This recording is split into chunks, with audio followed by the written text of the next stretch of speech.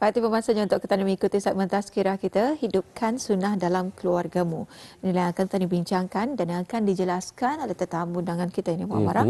Tamu undangan kita hari ini yang mulia Ustazah Siti Zuhaidah binti Haji Muhammad Yusof, iaitu Pegawai Perkembangan Agama. Assalamualaikum Ustazah. Waalaikumsalam. Sihat ya? Alhamdulillah. Alhamdulillah. Alhamdulillah. Baik, tajuk kita cukup menarik ni dalam kehidupan seharian kita ni. Segmen tazkirah, Hidupkan Sunnah Dalam Keluargamu. Memang semua orang ada keluarga. Alhamdulillah. Dan insya-Allah ya akan dapat kita ni perkukuhkah lagi dengan adanya tazkirah tersebut. Baik, sebagai mukadimah kita serahkan bersama dengan Ustazah. Terima kasih Muhammad. Nahayatul. Bismillahirrahmanirrahim. Alhamdulillahirabbil alamin wassalatu wassalamu ala Rasulillah wa ala alihi wa sahbihi wa man wala. Rabbi shrah li sadri wa yassir li amri wahlul 'uqdatam min lisani yafqahu qawli. Assalamualaikum warahmatullahi wabarakatuh. Alhamdulillah, lebih 1400 tahun yang lalu Allah telah mengutuskan Rasulullah sallallahu alaihi wasallam untuk menyampaikan risalah Islam kepada ketani. Supaya apa? Supaya ketani itu berjaya dunia akhirat. Baginda telah berjaya menyebarkan Islam sehingga Islam mampu berdiri kukuh sampailah ke saat ini ya. Dan Nabi Muhammad ini ia diutus untuk menjadi pemimpin dan untuk membimbing ketani umat manusia dan seluruhnya.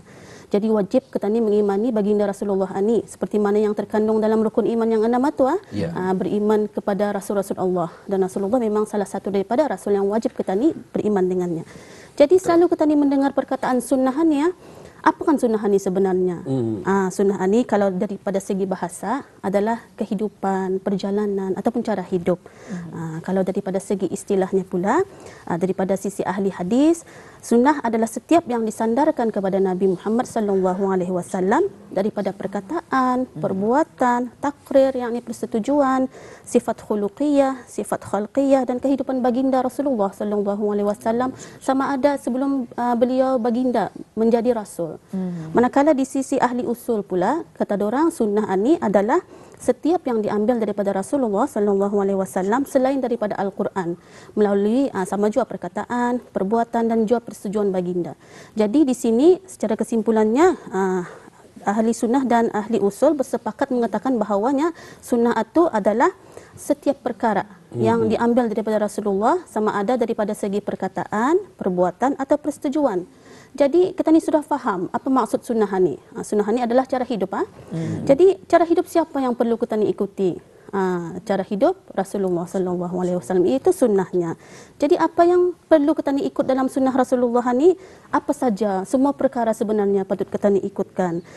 Sama ada dalam kehidupannya sebagai seorang manusia, contohnya macam mana caranya makan dan minum, macam mana caranya masuk keluar rumah, caranya beramal dan ibadah, caranya berniaga, belajar dan sebagainya, semua itu kita ni patut ikut sebenarnya. Jadinya cuba kita ni bayangkan, awal pagi kita ni palak matanya orang, sampailah kita ni menutup mata, kita ni selitkan perkara-perkara sunnah dalam kita ni punya kehidupan seharian itu. Subhanallah, banyak pahala yang akan kita ni dapat. Tambahan lagi kita ni umat Islam memang diwajibkan untuk mentaati Rasulullah. Sebagaimana firman Allah dalam surah An-Nisa ayat 80 yang mana tafsirnya, sesiapa yang taat kepada Rasulullah maka sesungguhnya ia taat kepada Allah. Selain kita ni berkewajipan untuk mentaati, kita ni pun mesti juga menyanjungi dan menghormati baginda.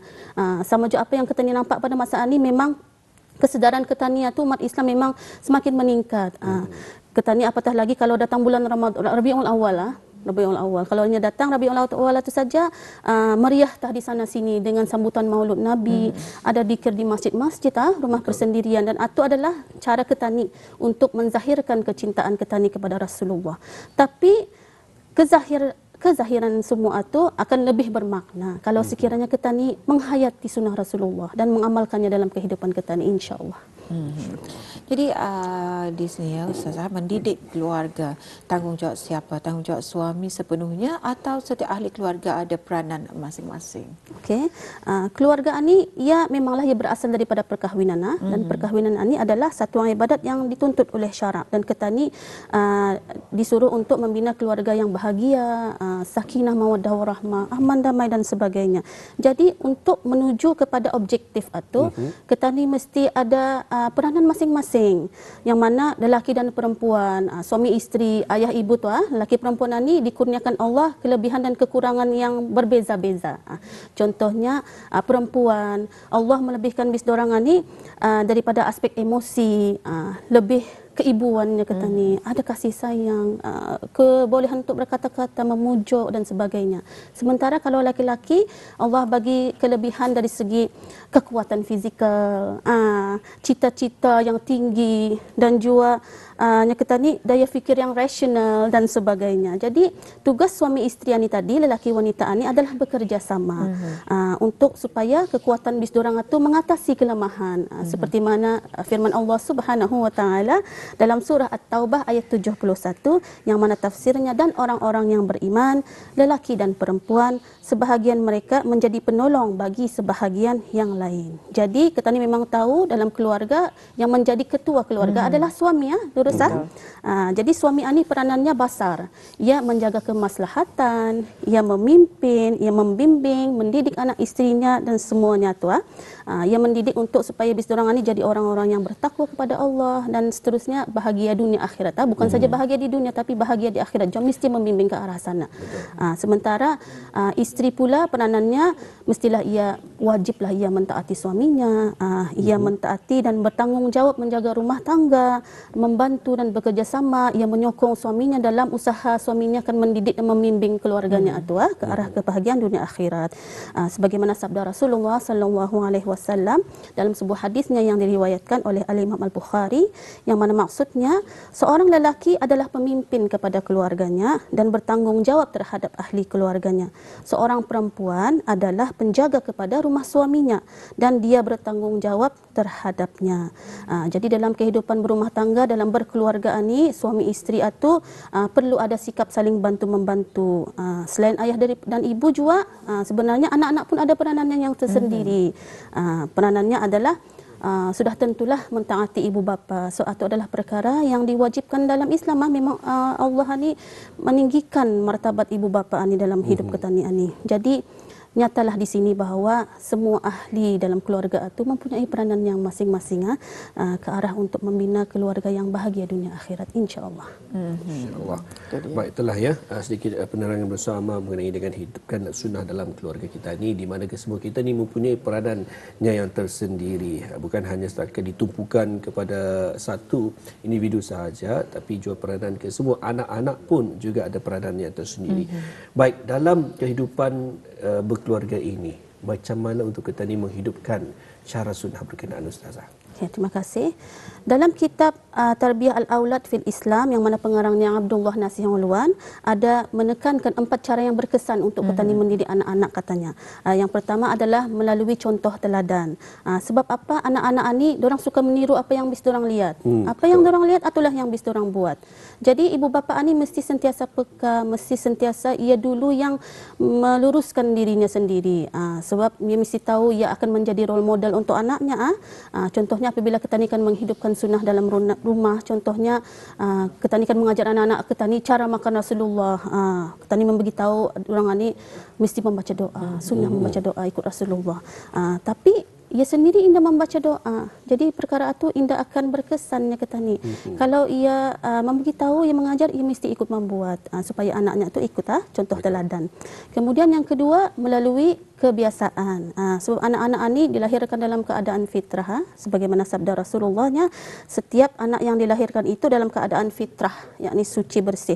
Maka kedua ibu bapanya lah yang akan mencorakkannya sama adanya menjadi Yahudi atau Nasrani ataupun Majusi. Hadis riwayat Al-Bukhari. Jadi ibu bapa ni kalau ia memang sudah terbiasa mengamalkan ajaran-ajaran Islam dalam kehidupannya, insya-Allah anak-anak pun akan terbiasa.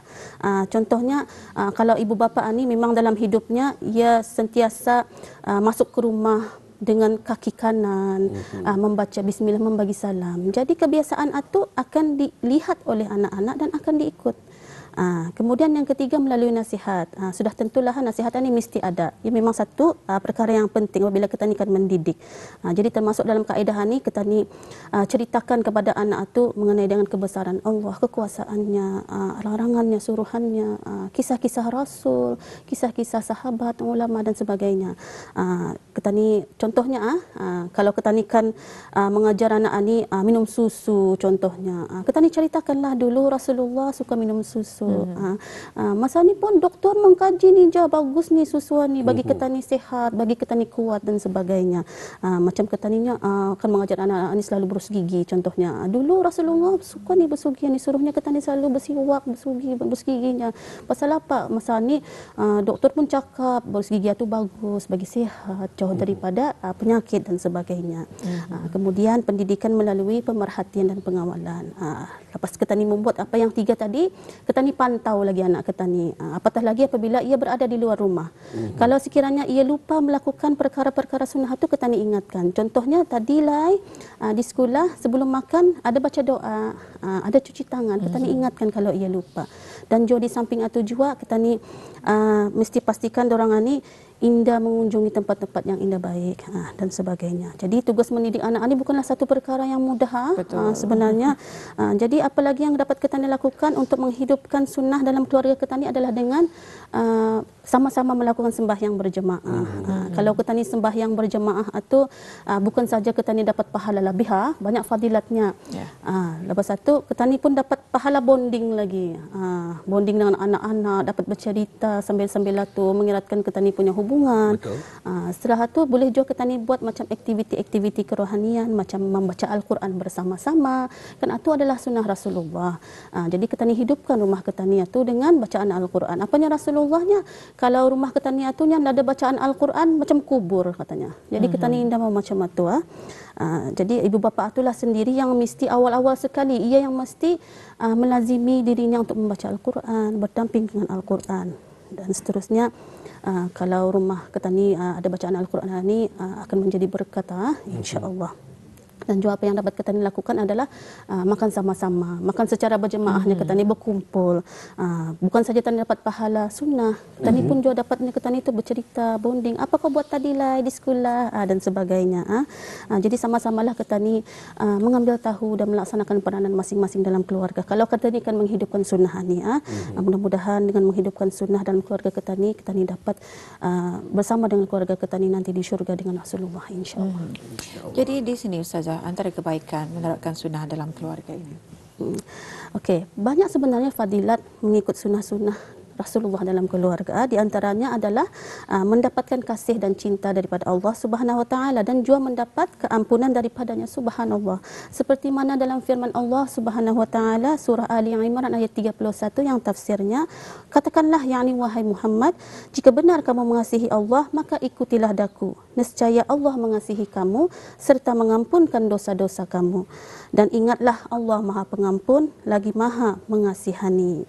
Sudah tak mendapat kasih dan cinta daripada Allah, dapat lagi pengampunan dosa daripadanya. Kemudian mendapat pertolongan daripada Allah. Sebab apa? Seperti yang dinyatakan tadi, apabila sudah Allah atau cintakan kita ni, maka senanglah kita ni untuk mendapat pertolongannya. Senanglah kita ni untuk doa-doa kita ni dikabulkan olehnya. Kemudian seterusnya dapat menjadikan diri kita ni, anak isteri kita ni berakhlak mulia. Sebab apa? Di antara sebab Allah Subhanahu Wa Taala mengutus Rasulullah adalah untuk menyempurnakan atau mengajarkan akhlak kepada sekalian manusia. Berdasarkan sabda Rasulullah sallallahu alaihi wasallam yang maksudnya, sesungguhnya tidak aku diutuskan melainkan untuk menyempurnakan kebaikan akhlak. Hadis riwayat Ahmad. Jadi orang yang berakhlak baik ini bukan saja ia dikasihi dan dicintai oleh Allah, ia akan dikasihi oleh Rasulullah dan ia juga akan dikasihi oleh sekalian manusia. Subhanallah, banyak fadilatnya di sana. Dan seterusnya ia akan mendapat tempat yang mulia. Dikurniakan Allah untuk bersama-sama dengan orang-orang yang hebat. Seperti mana dalam firman Allah dalam surah An-Nisa ayat 69 yang tafsirnya, dan barang siapa yang mentaati Allah dan Rasulnya, mereka itu akan bersama-sama dengan orang-orang yang dianugerahi nikmat oleh Allah.